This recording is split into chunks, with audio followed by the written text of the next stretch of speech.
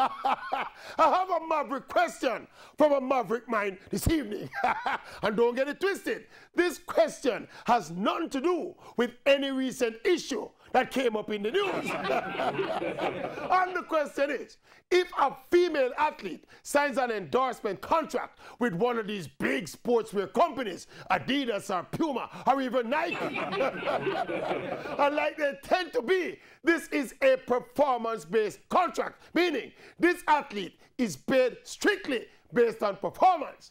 Now, if that athlete gets a bad injury, so is not able to perform, the non-performance clause in that contract would then kick in, and the athlete would then lose maybe 40 or 50 or 60 or even 70% of her income as per the contract.